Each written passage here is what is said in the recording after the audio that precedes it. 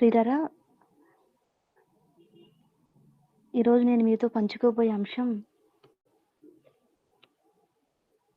మానవ జన్మదినం రహస్యమా? డిప్లొమా పాఠాల్ని మనం కొద్ది రోజులుగా ఆలోచిస్తూ వస్తున్నాం కదా!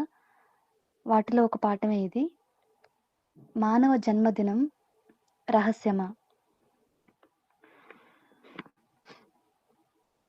ఈ పాఠం తెలుసుకోవడం వల్ల, లేకపోతే ఈ పాఠం గురించి ఆలోచించడం వల్ల, మనిషి జన్మదినం గురించి అది రహస్యమా? కాదా? అన్న విషయం మాత్రమే కాకుండా, బైబిల్ గొప్పతనం ఏంటో, అసలు మనం ఎవరు? మన యొక్క విశిష్టత ఏంటి?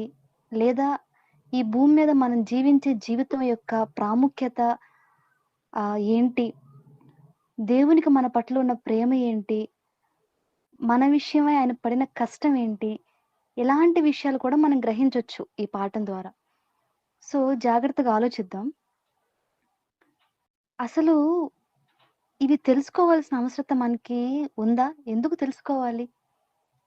అని ఆలోచిస్తే ఖచ్చితంగా ఈ విషయాలన్నీ మానవ జన్మదినం గురించి గాని, మానవ జన్మ యొక్క ఆ విశిష్టత గురించి గాని తెలుసుకోవాల్సిన అవసరత ఖచ్చితంగా ఉంది. ఎందుకంటే, ఒక ఉదాహరణ చెప్తానండి. కొందరు అనుభవజ్ఞులు, నిపుణులైన వారు కొన్ని సూచనలు, సలహాలు ఇస్తుంటారు. కుటుంబాల గురించి, పిల్లల విషయంలో కొన్ని సూచనలు, సలహాలు ఇస్తుంటారు. వాటిలో ఏంటంటే, పిల్లల్ని పెంచేటప్పుడు అంటే మనం తల్లిదండ్రులైన వారు కూడా అంటే అందరూ కూడా వారు చేసే ప్రతి పనిని పిల్లల సమక్షంలో చేయమని, లేదంటే వాళ్ళు చేసే పనిలో పిల్లల్ని పాలిభాగస్తులు చేయమని చెప్తుంటారు. ఏదైనా అంటే ఇప్పుడు తండ్రి ఒక వ్యవసాయదారుడైతే, ఒక రైతైతే, దానికి సంబంధించిన పనిలో తనతో పాటుగా తన పిల్లల్ని కూడా తీసుకెళ్తే, వారిని కూడా పాలిభాగస్తులు చేస్తే, ఆ తండ్రి యొక్క కష్టం ఏంటన్నది, వాళ్ళు తింటున్న ఆ మెతుకు ఎలా ఎంత కష్టపడితే వస్తుందన్న విషయం అనేది వాళ్ళకి మనం ఎక్స్‌పీరియన్స్ చేయించొచ్చు. అనుభవం ద్వారా చెప్పించొచ్చు. లేదు అంటే ఒక లేబర్ రూమ్‌కి తీసుకువెళ్ళి పిల్లల్ని చూపిస్తూ ఉంటారు. ఎందుకు తీసుకెళ్తారంటే, ఆ తల్లి పడే కష్టమేంటో తెలియడం కోసం. అంటే వాళ్ళకి విజువల్‌గా తెలియడం కోసం అదంతా గూడా. ఇలా ఎందుకు తెలియాలి? ఇలా ఎందుకు చూపించాలి వాళ్ళకి? అంటే చూపించకపోయినా వారికి కొంత అవగాహన ఉంటది. వాళ్ళ తండ్రి ఎంత కష్టపడుతున్నారు ఏంటన్నది. వాళ్ళ తల్లి ప్రసవ వేదన పడితేనే తాము ఆహ్, ఈ భూమి మీదకొచ్చారన్న విషయం వాళ్ళకి తెలుసు. కానీ దాన్ని విజువల్‌గా చూపించినప్పుడు, దానిలో వాళ్ళని మనం ఇన్వాల్వ్ చేసినప్పుడు, వాళ్ళు దాన్ని ఎక్స్‌పీరియన్స్ చేసినప్పుడు, ఆ విషయం మీద మరింత అవగాహన వాళ్ళకొస్తది. ఎప్పుడైతే ఒక విషయం మీద పూర్తి అవగాహన వస్తుందో, ఆ విషయాన్ని చూసే దృక్కోణం గాని, ఆ విషయం పట్ల మనకున్న ఆహ్, ఆలోచనలు గాని మారే అవకాశాలుంటాయి. అవి మరింత మెరుగైన స్థాయికి వెళ్ళే అవకాశాలు ఖచ్చితంగా ఉంటాయి. ఇప్పుడు పిల్లలకి మనం ఈ విధంగా అన్నీ చూపించి చెప్పామనుకోండి, ఇలా అన్నీ చేశామనుకోండి, తల్లిదండ్రుల పట్ల మర్యాద, ప్రేమ ఉంటాయి. కానీ ఇవి మరింత ఆహ్, పై స్థాయికి వెళ్ళే అవకాశం కూడా ఉంటది. ఓహో! మా నాన్న కష్టపడుతున్నారనుకున్నారు గానీ ఇంత కష్టపడతారా? ఈ పని ఇంత కష్టమా? ఓకే. ఒక శిశువు జన్మించడం ఇంత కష్టమా? మా అమ్మ ఇంత కష్టపడిందా మా కోసం అనేదేంటంటే, మాటల ద్వారా కంటే కూడా వాళ్ళు చూసినప్పుడు మరింత గౌరవం తల్లిదండ్రుల మీద ఏర్పడే అవకాశం ఉంటది. సో, ఇది వాస్తవం గదా! అంటే ఒక విషయాన్ని పూర్తిగా తెలుసుకోవడం చాలా ప్రాముఖ్యం. దాన్ని ఎక్స్‌పీరియన్స్ చేయడం చాలా ప్రాముఖ్యం. ఈరోజు ఇది లేకపోవడం వల్లే కదండీ!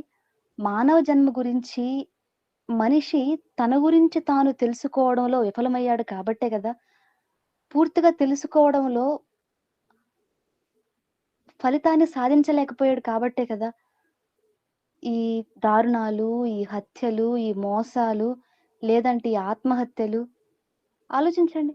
నిజంగా ఒక మనిషికి తన జీవితం యొక్క విలువ, తన జన్మదినం గురించి తనకు తెలిసుండుంటే, తన జన్మ గురించి తను ఆలోచించి తెలుసుకోవడానికి ప్రయత్నాలు చేసి తెలుసుకుండుంటే, ఈరోజు ఇన్ని దారుణాలు సమాజంలో ఉండేవి కాదేమో. ఆలోచిద్దాం. ఈ పాఠం మనకి ఎలాగా మంచి సంగతులు నేర్పిస్తుందో, ఈ పాఠం చెప్తున్న ఆ గొప్ప సంగతులేంటో మనం కొద్దిగా లోతుల్లోనికి వెళ్లి క్లుప్తంగా ఆలోచిద్దాము. రహస్యం, మానవ జన్మదినం రహస్యమా? అని ఒక ప్రశ్న మన ముందుంది కదా! రహస్యం అంటే ఏంటి? రహస్యం అనగా ఎవరికీ తెలియని దాన్ని మనం ఏమంటాం? రహస్యం అంటాం. ఆహ్, మనం సరదాగా మాట్లాడుకుంటూ ఉంటాం గదా! "నీకు సీక్రెట్ చెప్తా ఇటు రా" అంటాం.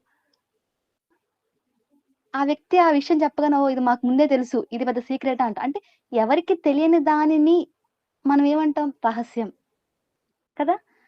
ఇప్పుడిక్కడ ఏమంటున్నారంటే, మానవ జన్మదినం రహస్యమా? అంటే అది ఎవరికీ తెలీదా?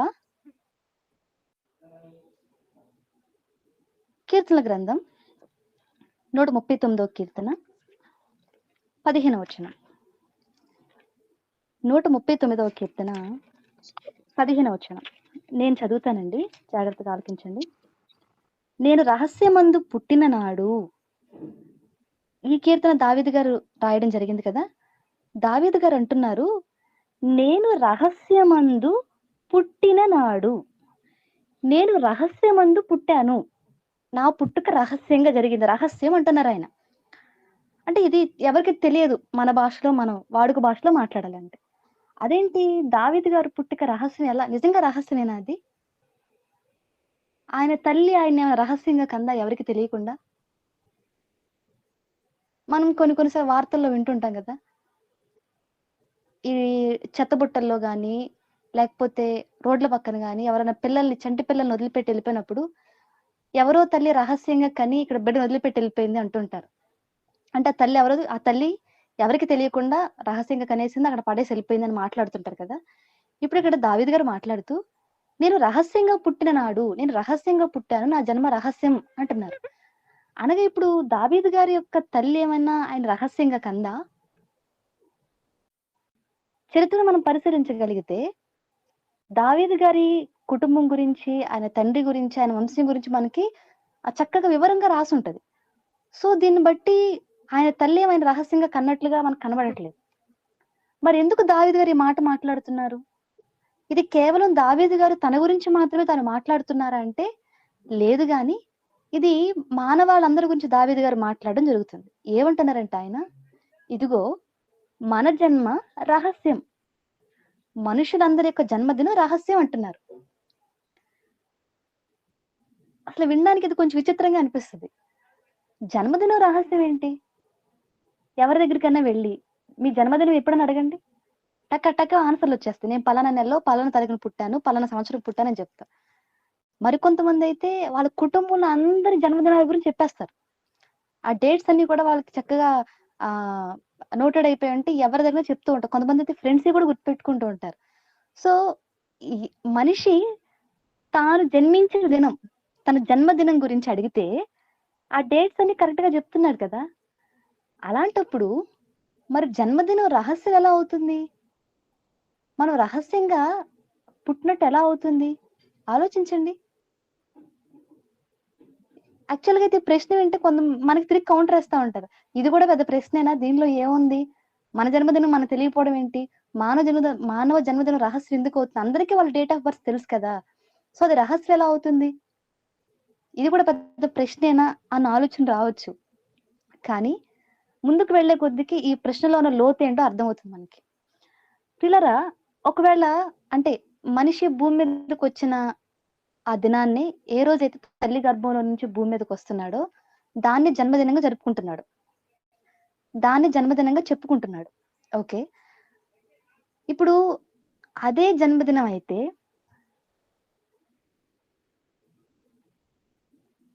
అంటే తల్లి గర్భంలో నుంచి బయటకొచ్చిన రోజునే తన జీవితం ఆరంభమైనట్లుగా, తన జననం జరిగినట్లుగా, అంటే తన జీవితం అనేది దానికి ప్రారంభం అదే. ఆ రోజే తన జీవితం ప్రారంభమైనట్లుగా మనిషి భావిస్తున్నాడు. నిజంగా తల్లి గర్భంలో నుండి బయటికొచ్చిన రోజే మన జీవితం ప్రారంభమైందా? ఆ రోజే మనం పుట్టామా? ఆ రోజే మన జీవితానికి ఆరంభం జరిగిందా? ఇప్పుడు తల్లి గర్భంలో నుండి బయటికి రాకముందు మనం ఎక్కడున్నాం? తల్లి గర్భంలో నుండి భూమి మీదకి రాకముందు మనం ఎక్కడున్నాం? అసలు ఉన్నామా మనం? ఖచ్చితంగా ఉన్నాం. ఎక్కడున్నాం? తల్లి గర్భంలో ఉన్నాం. ఇప్పుడు తల్లి గర్భంలో నుండి భూమి మీదకి రావడమే ఆరంభమైతే, మరి తల్లి గర్భంలో ఉన్నది ఏమవుతుంది? ఆలోచించండి. మనం భూమి మీదకి తల్లి గర్భంలో నుండి వచ్చామంతే ఆ దినాన. మరి అంతకుముందు ఉన్నామా అంటే ఖచ్చితంగా ఉన్నాం. ఎక్కడున్నాం మనం? తల్లి గర్భంలో ఉన్నాం. తల్లి అంటూ ఉంటుంది కదా!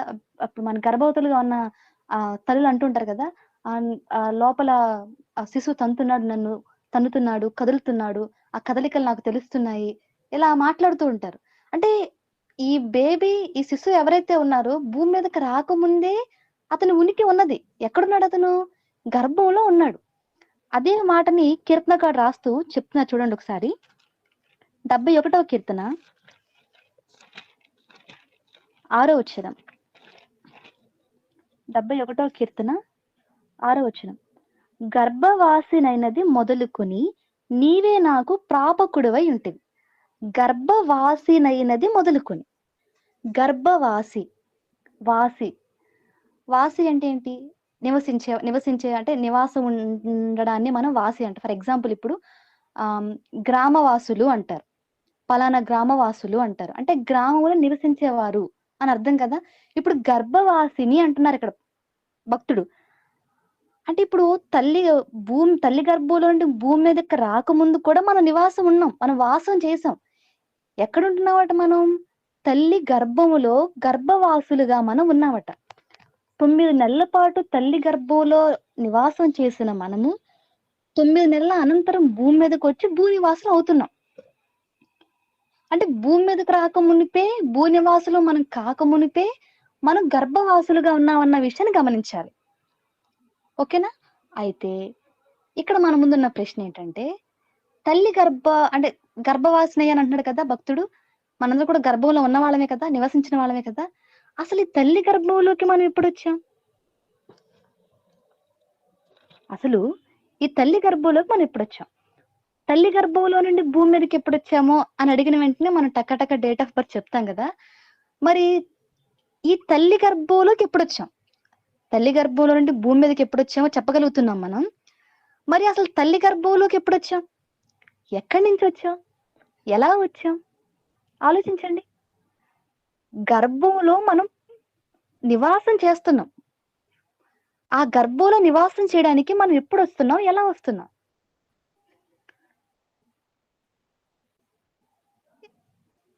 ఇప్పుడు వివాహమైన దంపతులు ఒక సంతానోత్పత్తి ప్రక్రియలో పాల్గొన్నప్పుడు ఆ స్త్రీ గర్భం ధరించడం మనందరికి తెలుసు. అంటే ఎప్పుడైతే ఒక స్త్రీ పురుషులు సంతానోత్పత్తి ప్రక్రియలో పాల్గొంటారో అప్పుడు స్త్రీ గర్భంలో ఒక శిశువు అనేది, లేకపోతే ఒక జీవం అనేది, ఒక పిండం అనేది ఏర్పడడం జరుగుతుంది. ఇది మనందరికి తెలుసు.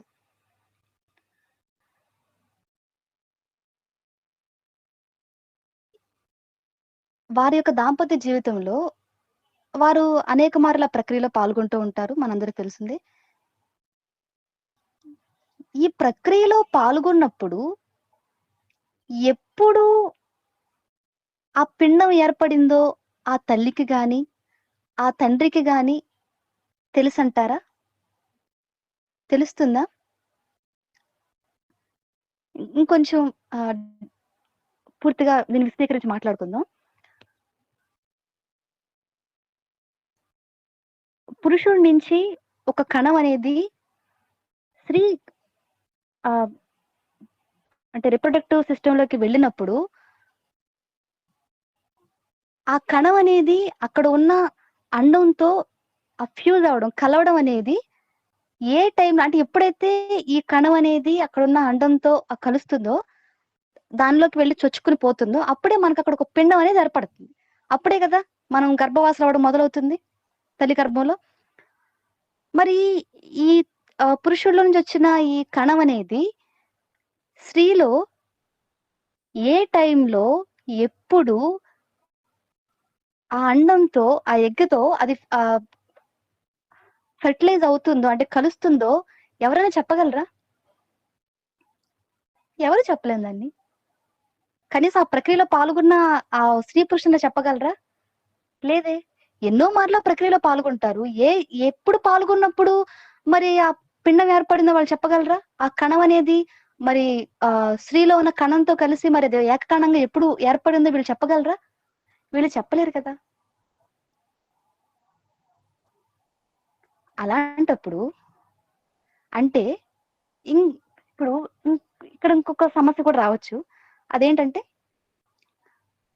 కొన్నిసార్లు ఒక ప్రక్రియలో పాల్గొన్నప్పుడే ఆవిడ గర్భం దాల్చే అవకాశాలున్నాయి. సో, పలానా అప్పుడు మేము ప్రక్రియలో పాల్గొన్నాం కాబట్టి, అప్పుడే ఆవిడ గర్భం దాల్చింది అనే అంచనా వేసి కూడా చెప్పొచ్చు. అయితే ఇక్కడ మనం కొంచెం డెప్త్‌గా ఆలోచించగలిగితే, అలా చెప్పడానికి కూడా అవకాశం కుదరదు. ఎలా అంటే, ఇప్పుడు ఒక ఒక పురుషుల్లో నుంచి ఒక కణం అనేది స్త్రీలోకి వెళ్ళినప్పుడు, వెళ్ళిన వెంటనే ఇమ్మీడియేట్‌గా అది ఫ్యూజ్ అవ్వాలని కూడా లేదు. అది అవ్వడానికి 3-5 రోజులు సమయం పట్టొచ్చు. ఈ 5 రోజులు ఎప్పుడన్నా అవ్వచ్చు. అదెవరైనా చెప్పగలరా? ఎవరు చెప్పలేం. డాక్టర్లు చెప్పలేరంటే, వాళ్ళు కొంతవరకు చెప్పగలరు గానీ, దానిలో ఖచ్చితత్వం అనేది లోపిస్తుంది ఖచ్చితంగా. అంటే దానిలో ఆ యాక్యురసీ అనేది ఉండదు. ఖచ్చితంగా పలానా టైంలోనే పిండం ఏర్పడింది, పలానా టైంలోనే ఫెర్టిలైజేషన్ జరిగింది అని చెప్పడానికి ఏమాత్రం కూడా అవకాశం అనేది లేదు. అంటే తల్లి గర్భంలో నుండి నువ్వు భూమి మీదకి ఎప్పుడొచ్చావో చెప్పగలుగుతున్నాం. మనకు తెలుసు. మరి తల్లి గర్భంలో మనం ఎప్పుడు ఏర్పడ్డామో, ఆ దినమేదో, ఆ గడి ఏదో ఎవరికైనా తెలుసా? ఎవ్వరికీ తెలీదు. అంచనాలేసి అప్రాక్సిమేట్‌గా చెప్పగలరు తప్ప, దూదాయిగా చెప్పగలరు తప్ప, ఖచ్చితంగా పలానా సమయంలో, పలానా నిమిషాన, పలానా అని చెప్పడానికి ఏమాత్రం కూడా అవకాశం అనేది లేదు. సో, దీన్ని బట్టి తల్లి గర్భంలో మనం ఏర్పడుతున్న రోజు, మన ప్రవేశం జరిగిన రోజు రహస్యమే గదా! అది ఎవరికీ తెలియదు కదా! ఆ ప్రక్రియలో పాల్గొన్న స్త్రీ పురుషులకు తెలీదు. మనల్ని గర్భాన్ని ధరించిన తల్లికి గూడా తెలీదు.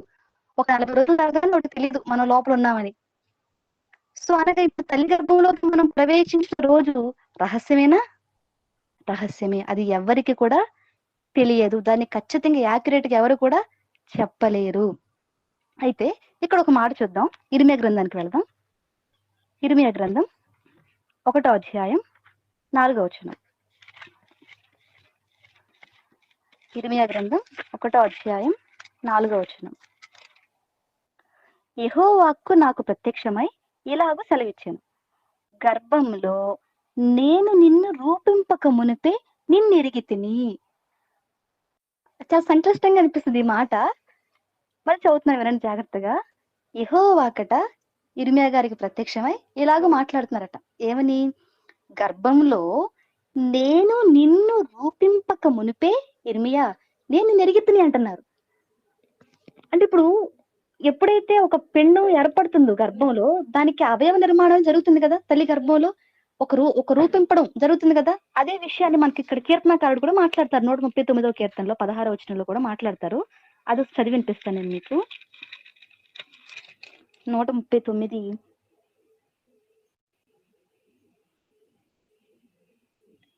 13 అండి. నా అంతరింద్రియము నీవే కలుగజేసితివి, నా తల్లి గర్భమందు నన్ను నిర్మించిన వాడవు నీవే. అంటే ఇప్పుడు తల్లి గర్భమందు రూపిస్తున్నది, నిర్మిస్తున్నది ఎవరట? దేవుడే నిర్మిస్తున్నారట. ఇక్కడ దేవుడు అంటున్నారు, ఇర్మియా తల్లి గర్భమందు నిన్ను రూపింపక మునుపు, అంటే నీకు ఒక రూపం అనేది నేను ఏర్పాటు చేయక మునుపు, నీ నిర్మాణమే ప్రారంభం అవ్వక మునుపు నేను నిన్ను ఎరిగితిని అంటున్నారు. ఇప్పుడు నువ్వు నాకు తెలుసు ఇర్మియా. ఎరగడం అంటే ఏంటి? తెలియడమే కదా! ఇప్పుడు దేవుడు అంటున్నారు ఇర్మియా గారితో, ఇర్మియా నీ తల్లి గర్భంలో నిన్ను రూపింపక మునుపు, అంటే నీ నిర్మాణాన్ని నేను ప్రారంభింపక మునిపే నువ్వు నాకు తెలుసు అంటున్నారు. ఒక వ్యక్తి మనకి ఎప్పుడు తెలుస్తారు? ఆ వ్యక్తి ఉంటేనే తెలిసేది. ఇప్పుడు మనం కొన్నిసార్లు అంటుంటాం కదా, మీరు నాకు ముందే తెలుసండి అంటాం ఎవరితోనైనా మాట్లాడేటప్పుడు కొన్ని సందర్భాల్లో. తెలుసు అన్న పదం, మీరు నాకు ముందే తెలుసండి అంటున్నావు అంటే అర్థం ఏంటి? ఆ వ్యక్తి అనే ఒక ఆయన ఉన్నాడు కాబట్టి ఆయన మనకు తెలుసు. అసలు ఉనికిలో లేని వ్యక్తి మన చుట్టూ అసలు ఆ వ్యక్తి ప్రెజెన్సే లేదనుకోండి, ఆ వ్యక్తి మనకు తెలుస్తారా? తెలిసే అవకాశం ఉంటుందా? లేదు కదా! ఇప్పుడు ఇక్కడ దేవుడు ఏమంటున్నారు? తల్లి గర్భములో నిన్ను రూపింపక మునుపే, అంటే నీకొక ఆ స్ట్రక్చర్ అనేది నేను ఇవ్వక మునుపే నువ్వు నాకు తెలుసు ఇర్మియా అంటున్నారు. అంటే దీన్ని బట్టి ఇక్కడ మనకి ఏమర్థమవుతుంది? తల్లి గర్భంలో ఆయన నిర్మాణం స్టార్ట్ అవ్వక మునుపే, ప్రారంభం అవ్వక మునుపే ఇర్మియా గారు ఉన్నారన్న విషయం మనకు అర్థం కావాలి. తల్లి గర్భంలో ఇర్మియా గారి యొక్క నిర్మాణం ప్రారంభం అవ్వక మునుపే, దేవుడు ఆయన రూపింపక మునుపే ఆయన ఉన్నాడు, ఇర్మియా గారు ఉన్నారన్న విషయం మనకి ఇక్కడ అర్థమవుతుంది. అనగా తల్లి గర్భంలోనికి మనం రాక మునిపే మనము ఉన్నాము. ఆ ఉన్న మనకి తల్లి గర్భంలో దేవుడు ఏం చేస్తున్నారట? అవయవ నిర్మాణం చేస్తున్నారు. ఇక్కడ బాగా గమనించాలి, దేవుడు మనల్ని నిర్మించడం లేదు తల్లి గర్భంలో. మనం తల్లి గర్భంలోకి రాక మునిపే మనం ఉన్నాము. ఆ ఉన్న మనకి తల్లి గర్భంలో ఏం చేస్తున్నారట? అవయవాలను నిర్మిస్తున్నారు. ఒక అవయవాలను అంటే ఒక శరీరాన్ని ఆయన అమర్చుతున్నాడు మనకి. ఆ 9 నెలల పాటు ఆ శరీరాన్ని ఆయన అమర్చిన తరువాత ఆ శరీరంతో మనం బయటకు వస్తున్నాం. ఇక్కడ మనకు 2 విషయాలు అర్థం కావాలి. ఒకటి ఏంటంటే, తల్లి గర్భంలోకి రాక మునిపే మనం ఉన్నామన్న విషయం మనకు అర్థం కావాలి. రెండోది, తల్లి గర్భంలో నిర్మాణం జరుగుతుంది మన శరీరానికి, మనకు కాదండి. అంటే మనకి అమర్చే శరీరం, మనకి ఏదైతే శరీరం అమర్చబడుతుందో దాని నిర్మాణం జరుగుతుంది, మన నిర్మాణం కాదు. అనగా మనం వేరు, మన శరీరం వేరన్న విషయం ఇక్కడ స్పష్టమవుతుంది. మనము ఒక శరీరాన్ని అమర్చుకుంటున్నాం తల్లి దేహం, తల్లి గర్భాశయంలో అమర్చుకుని భూమి మీదకి వస్తున్నాం. అంటే మనం వేరా? ఎస్, మనం వేరు. అదే దానియేలు గారు కూడా మాట్లాడుతూ మంచి మాట అంటారు, దానియేలను నేను నా దేహంలో మనోదుఃఖము గలవాడనే ఉన్నాను అంటాడు. అంటే దానియేలు గారు ఎక్కడున్నారట? ఆయన దేహంలో ఉన్నారు. అంటే ఆయన వేరు, ఆయన దేహం వేరు. ఆయన దేహం ఏంటట? ఆయన ధరించుకున్నది, ఆయన ఉన్నది. ఇక్కడ అదే మనకు అర్థమవుతుంది. అంటే గర్భంలోకి రాక మునిపే మనం ఉన్నాం. ఆ ఉన్నా మనకి దేవుడు ఏం చేస్తున్నారట? తల్లి గర్భంలో ఒక శరీరాన్ని మనకు అమర్చి ఆయన భూమి మీదకి మనల్ని ఆయన పంపిస్తున్నారు. ఈ విషయం ఎవరికైనా తెలుసా? శాస్త్రానికి తెలుసా? తల్లి గర్భంలో ఎప్పుడు మనం ఏర్పడ్డామో కూడా కరెక్ట్ గా చెప్పలేని శాస్త్రం మనం చదువుకుంటున్నది, మన ముందున్నది. కానీ బైబిల్ ఏం చెప్తుంది?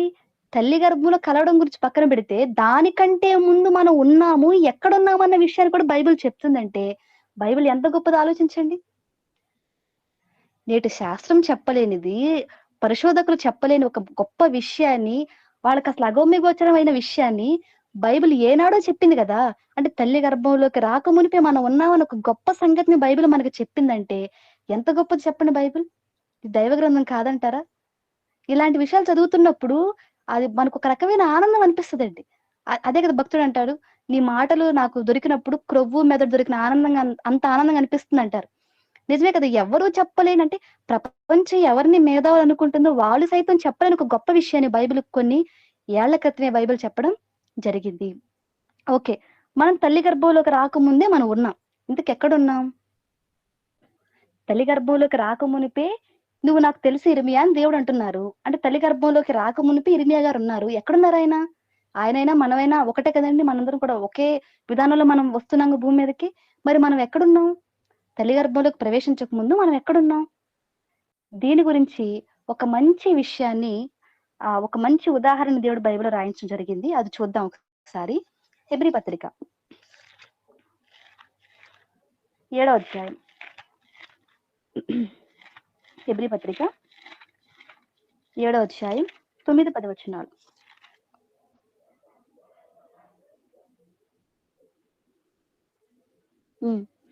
హెబ్రీ పత్రిక 7వ అధ్యాయము 9-10 వచనాలు.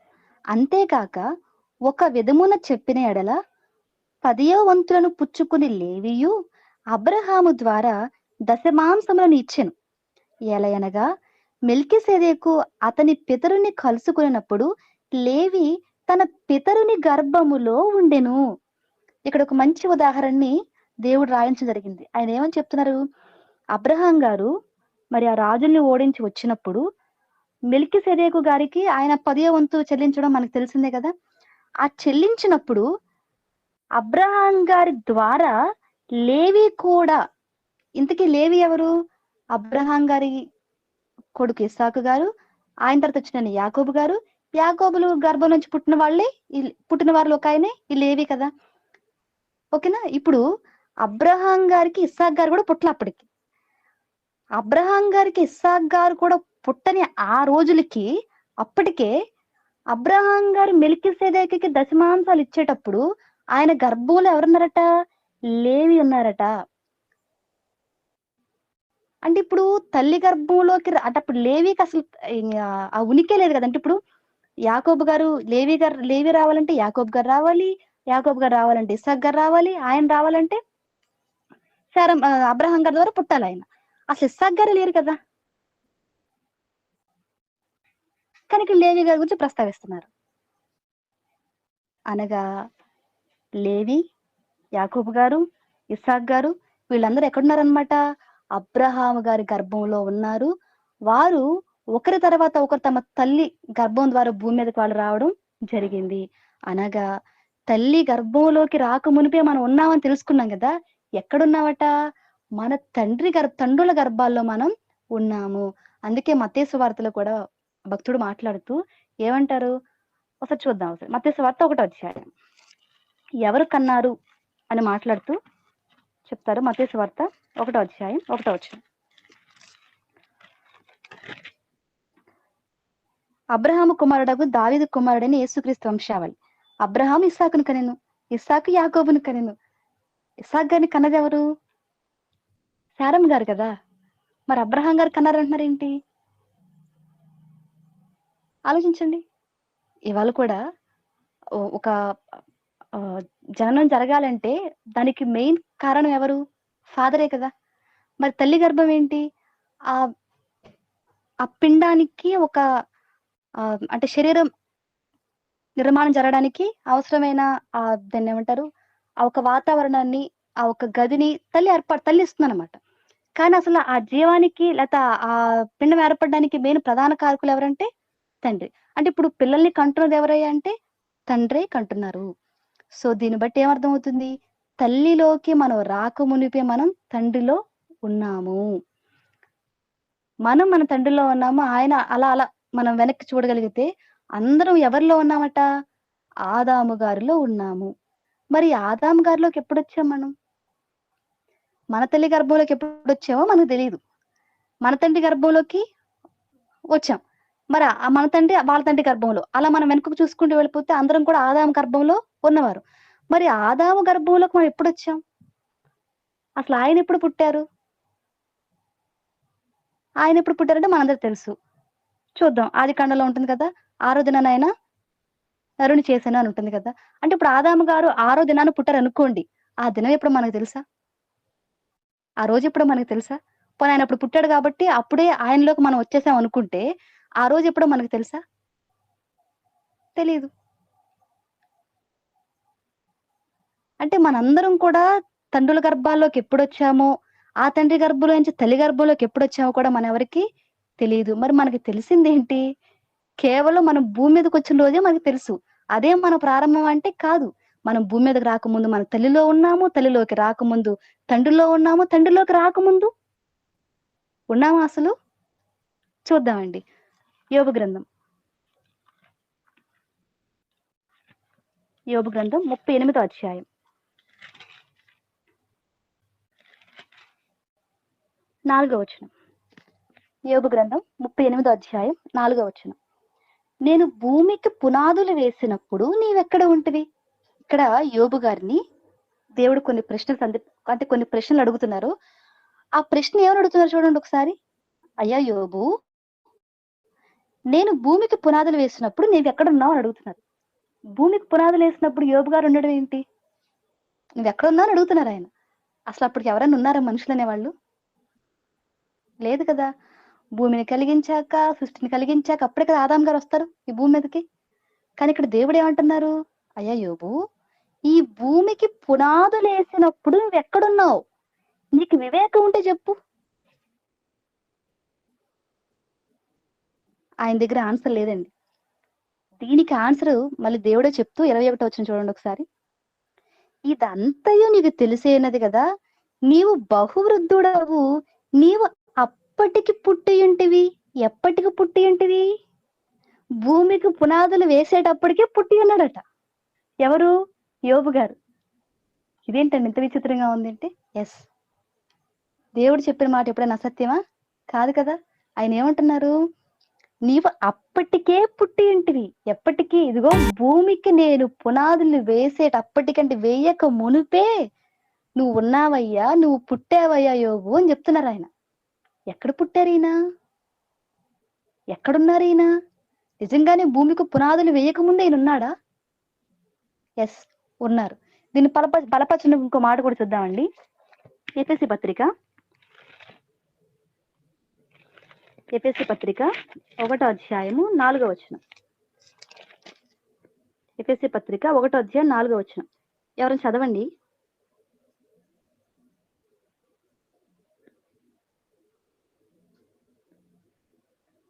ఎఫెసీ పత్రిక 1వ అధ్యాయం 4వ వచనం.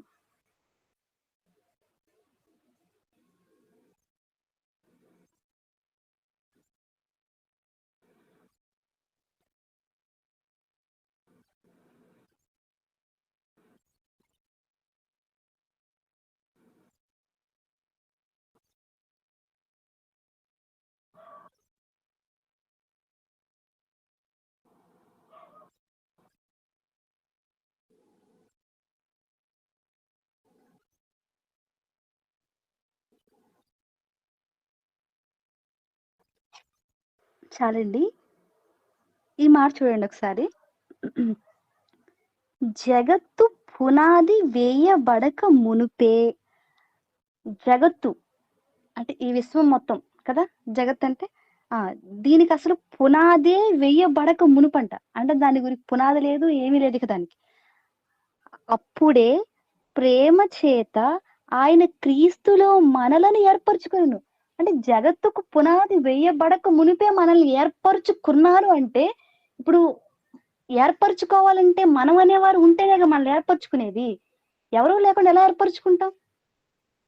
ఇప్పుడు జగత్తు పునాది వేయబడక మునిపే మనల్ని ఏర్పరచుకున్నారు అంటే జగత్తు పునాది వేయబడక మునిపే మనం ఉన్నామా? ఎస్, ఉన్నాం. యోబు గ్రంథాలు ఏమంటున్నారు? భూమికి పునాదులు వేసేటప్పుడు నువ్వు ఎక్కడున్నావయ్యా? ఉన్నావు నువ్వు యోబు. అంటే భూమికి పునాదులు వేయక ముందే కదా జగత్తు, భూమే కదా జగత్ అనేది అసలు దీనికి ఆరంభమే లేనప్పుడు, దీని ఆలోచనే లేనప్పుడు మనం ఉన్నామట. ఇంతకీ ఎక్కడ ఉన్నాం మనం?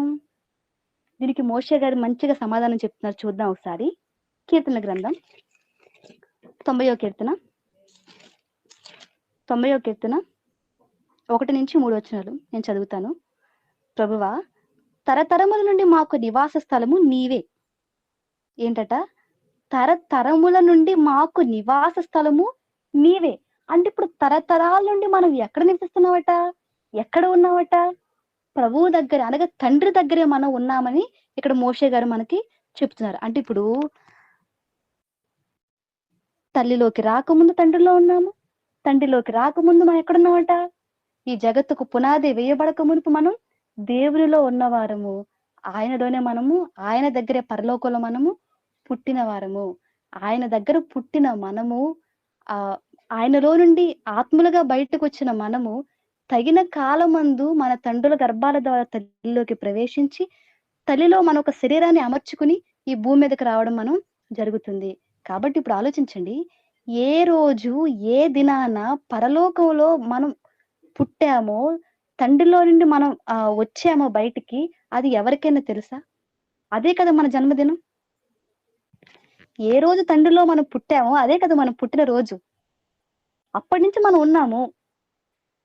కాలాలు జరుగుతున్న కొద్దీ తండ్రులను దాటుకుంటూ, అంటే ఒక్కొక్కరిని దాటుకుంటూ మనం ఈ కాలంలో బయటకు వచ్చాం, ఈ కాలంలో భూమి మీదకి వచ్చాం.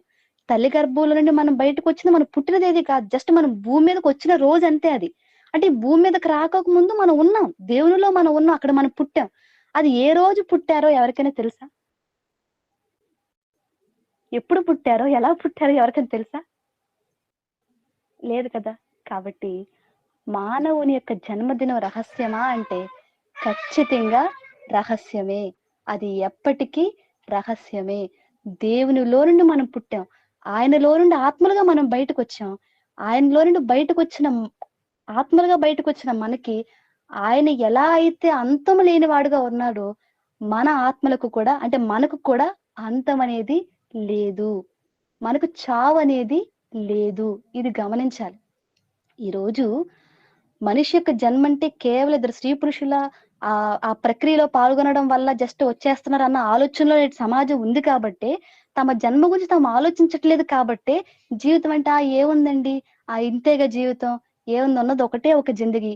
దీనిలో కాస్తంత ఆనందించి, సంతోషించి వెళ్ళిపోతే చాలు గదా! అంటే తమ జననం గురించి తమకు తెలీదు.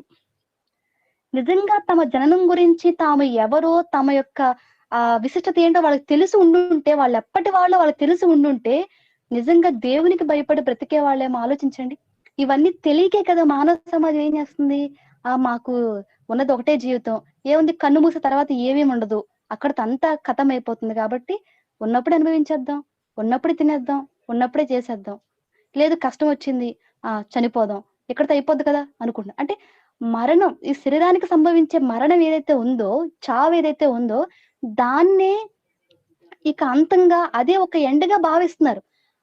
అసలా మనకు మన శరీరానికి కాదు, మనకు చావనేది లేదు. దేవుని నుండి విడిన మనకు, దేవునిలో నుంచి వచ్చిన మనకు, ఆయనకెలా అయితే అంతం లేదో, మనకు కూడా అలా అంతం లేదన్న విషయం నేటి సమాజానికి తెలియడం లేదు. అదే గనుక తెలిసుంటే ఆత్మహత్యలు జరుగుతాయండి? ఆలోచించండి. అలాగే ఈ భూమి మీద మనం జీవిస్తున్న జీవితం కూడా చాలా ప్రాముఖ్యమైనది. ఎంత ప్రాముఖ్యమైనదంటే, ఈ అంతం లేని మన ఆత్మకు అంతం లేదు కదా! ఈ అంతం లేని ఆత్మ యొక్క గమ్యాన్ని నిర్దేశించేది ఈ భూమి మీద మనం జీవించే జీవితం. ఈ భూమి మీద మనం జీవించే జీవితం గాని, వాక్యానుసారంగా అంటే క్రమబద్ధకంగా దేవుడు చెప్పినట్లుగా గాని మనం జీవించగలిగితే, ఆత్మకు చక్కగా నెమ్మది అంటే అనంతకాలం. దానికి అంతం లేదు గదా! నెమ్మది ఒక ప్రశాంతత అనేది దొరుకుతుంది. మన దేవుని యొద్దకు మనం చేరుకోగలుగుతాం. అలా కాకుండా ఈ జీవితంలో గాని మనం మనకు నచ్చినట్లుగా, మనకిష్టం వచ్చినట్లుగా, మన ఆశలు మనం నెరవేర్చుకుంటూ జీవించామనుకోండి. ఏం జేస్తాం? ఆత్మకు అంతం లేదు కదా! మనకు అంతం లేదు కదా! అంతం లేని ఆ అనంతకాలం మనం శిక్ష అనుభవించవలసినదే. అంటే ఈ భూమి మీద మనం బ్రతుకుతున్న జీవితం కూడా చాలా విలువైనది, చాలా శ్రేష్టమైనది. దానికంటూ ఒక విశిష్టత ఉంది. ఏంటా విశిష్టత?